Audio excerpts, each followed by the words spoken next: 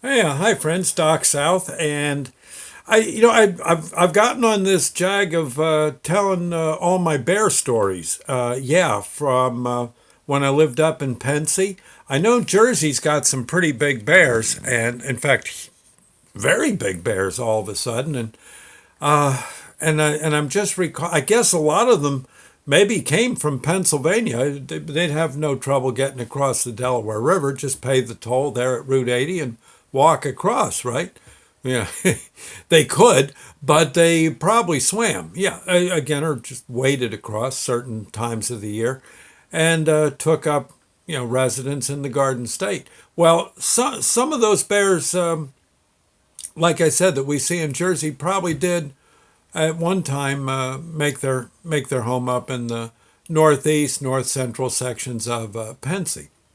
And I guess decided maybe the pickings would be better uh, down here in the Garden State. Like I said, I know I saw the other. Oh, gee, it was about a year ago now. Some little bear. He found himself a garbage can on one of our side streets here in town, and boy, he was working that over. He was running into it and back, and then bang, trying to get it some more, and then bang again. Finally, got it down, and the feast began. Again, he wasn't much. Oh gosh, he wasn't much bigger than an Irish setter. You picture like maybe maybe a 6 month old Saint Bernard. Okay, yeah. So he probably his mom was around somewhere. She probably trained him and just was watching to make sure he was knocking over that garbage can just right and spreading the garbage all the non-edible all over the lawn. Yeah. Okay. Well, in any case, the Bears in Jersey in Pensy rather did the very same thing. Oh, they loved that garbage. Yes, sir. I know. One day, I'm walking. I'm walking. I guess I just went out for an evening walk. In the town again of Forksville, which probably was a town back then, and I don't think it's changed much. Probably the village. Oh, I doubt it had 30 homes. Maybe less. Maybe less. It's right there in the middle of the mountains. Loyalsock Creek going by, a highway about a mile from the center of town, and one lesser highway butting into it, and that was about it. And the river and a covered bridge, and a church, I think, and a fire hall. And other than that, there wasn't much except for some very nice homes. That was about it. Well, I do remember I was out just kind of walking. It was kind of a foggy night, walking in Forksville, and the I guess just felt like getting a breath of fresh air. And I'm walking, and I look down one of the side streets. Wait a minute, I think that was the only side street. Yeah, well, maybe one of two side streets. Okay, and that was pretty much it. And I looked down, and gosh, the side street was maybe a tenth of a mile long, if that. And at the end of the side street, two houses shared a dumpster.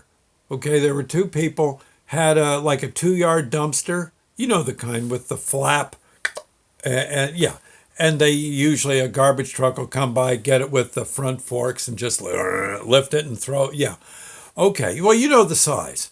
Okay. Well, I looked down that and I couldn't believe it. It was nighttime. It was misty, but I saw plain as day a bear sitting, much like I might sit at a table at a restaurant.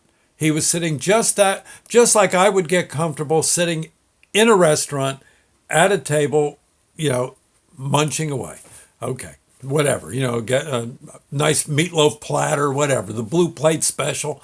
Well, this bear was just sitting on his rump, and he had somehow opened the flap to the dumpster, and he's again sitting there like Nipper the dog. Remember Nipper the dog on the RCA label? Yeah, record label.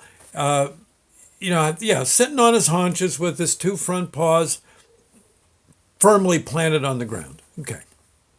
And that bear is just digging in, He doesn't have to climb, he doesn't have to jump in or anything like that. He's just dipping his head down into the dumpster and finding this or that to eat. Maybe he pull out a nice garbage bag, one of those 30-gallon garbage bags, pull it out, knock it down on the ground, rip it open with his claws, and then whatever was in there, it was a surprise. It was like us eating a cream puff or oh gosh, a cannoli or something, and he's or a oh gosh, a chicken pot pie, right?